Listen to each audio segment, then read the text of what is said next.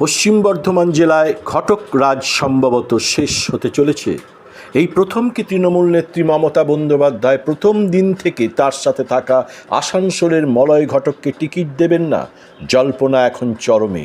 আইনমন্ত্রীর পদ চলে গিয়েছে পুরানো দিনের সঙ্গী মলয় ঘটকের। যখনই ভোট আসে তখনই আসে মলয়ের উপরে নেত্রীর কোপ। 17 সালের দুর্গাপুর পুরসভার নির্বাচনের সময় অবশ্য মনে রাখা দরকার, সেই দুর্গাপুরের শেষ নির্বাচন, তারপরে আর লজ্জার মাথা খেয়ে আর নির্বাচন করতে পারেননি মমতা বন্দ্যোপাধ্যায়ের সরকার। তো 17 সালের দুর্গাপুর পুরসভার নির্বাচনের সময় মন্ত্রী মলয় ঘটককে দুর্গাপুর থেকে সরে থাকতে বলা হয়। 21-এর নির্বাচনের আগে দলনেত্রী মমতা বন্দ্যোপাধ্যায় বলেন মলয় ঘটককে, কই তুমি তো বিজেপির বিরুদ্ধে কিছু বলো না।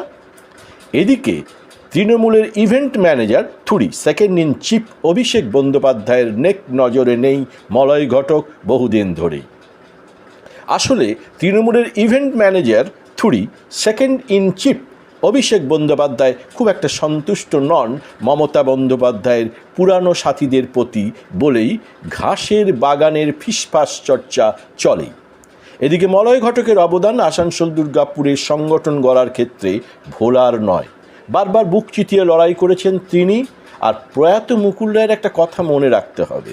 প্রয়াত মুকুল রায় একবার বলেছিলেন, মুকুল রায় তখন বিজেপিতে গিয়েছিলেন, বিজেপিতে যাওয়ার পরে তিনি মলয় ঘটককে চেষ্টা করেন বিজেপিতে আনার, ব্যর্থ হন। তারপরে আসানসোলের একটি সভায় তিনি বলেন, মলয় ঘটক কচ্ছপের মতো, মমতা উল্টে দিলে উল্টেই থাকবে, সোজা হবে না।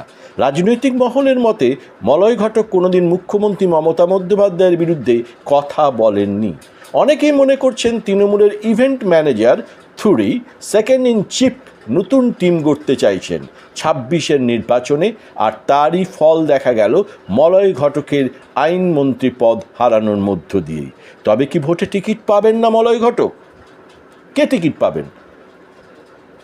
সাদা কলারের শ্রমিক নেতা তথা রাজ্যসভায় আবৃত্তি করা ছাড়া আর কিছুই করতে না পারা দুর্গাপুরের সাদা কলারের শ্রমিক নেতা ঋতব্রত বন্দ্যোপাধ্যায় কি শ্রমমন্ত্রী হবেন 26-এর নির্বাচনে জয় পেলে?